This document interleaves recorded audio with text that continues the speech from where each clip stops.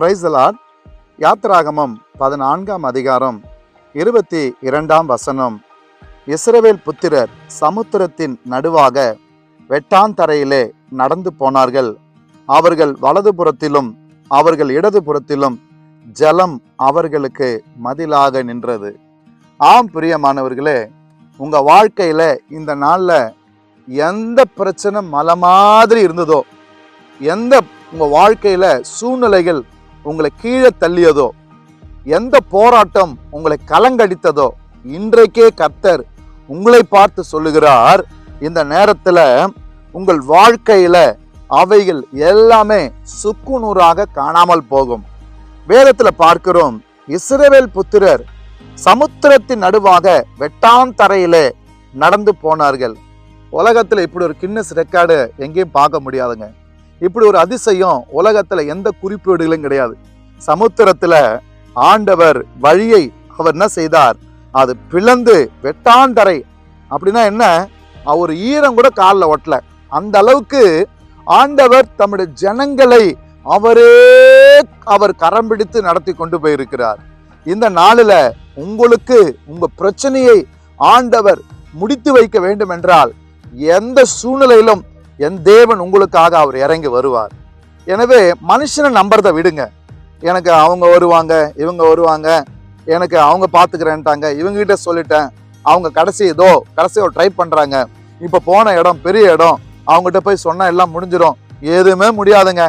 உங்க பிரச்சனைக்கு கர்த்தர் உங்க வாழ்க்கையில அவர் மனமிறங்கினா மட்டும்தான் எல்லா சூழ்நிலைக்கும் ஒரு தீர்வு கிடைக்கும்.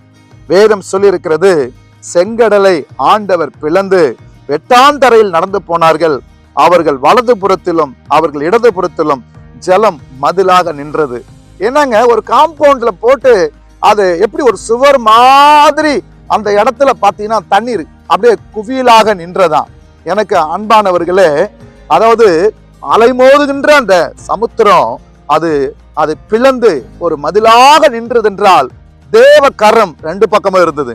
எனவே இந்த நாள்ல உங்களை சுற்றி யார் எழும்பினாலும், ஒருவேளை உங்க வீட்டுல பக்கத்து மண்ணுக்கார பிரச்சனை, எதிர் வீட்டுக்காரன் பிரச்சனை, ஒருவேளை உங்க ஊர்ல அவர் தாங்க ஒரு பெரிய அதிகாரத்துல இருக்கிறாருங்க, அவருக்கு எல்லா பவர் இருக்குதுங்க, அவர் மிஞ்சி எங்களால ஒண்ணும் செய்ய முடியாது அப்படின்னு நினைக்கிறீங்களா?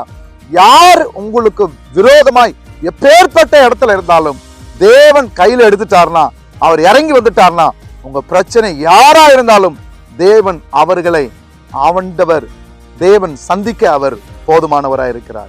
உங்க பிரச்சனை எல்லாம் அவருக்கு தெரிஞ்சிருக்குதுங்க. உங்க போராட்டம் எல்லாம் தெரியும். தேவன் அனுக்கிரகம் செய்திருக்கிறார். தேவன் இந்த நாள்ல இஸ்ரவேல் ஜனங்களுக்கு தேவன் செங்கடலை பிளந்த ஆண்டவர். உங்களுக்கு உங்க பிரச்சனைகளிலிருந்து தேவன் மீட்பை கொடுக்கிறார். உங்கள் எதிராளிகளிலிருந்து கர்த்தர் உங்களை தூக்கி எடுக்கிறார். கர்த்தருடைய அற்புதத்தின் கரம் உங்களை தாங்கும். ஜெபிப்போமா. நல்ல பிதாவே, இந்த நாளில் உங்களுடைய கிருபைக்காக நன்றி தகப்பனே.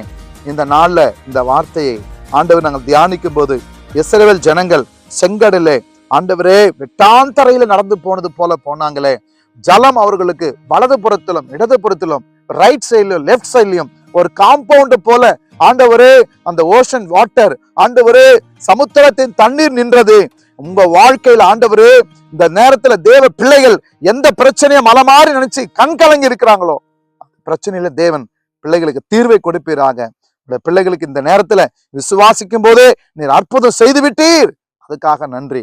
ஒவ்வொருவரையும் ஆசீர்வதியும். இயேசுவின் நாமத்தில் பிதாவே, ஆமென். God bless you.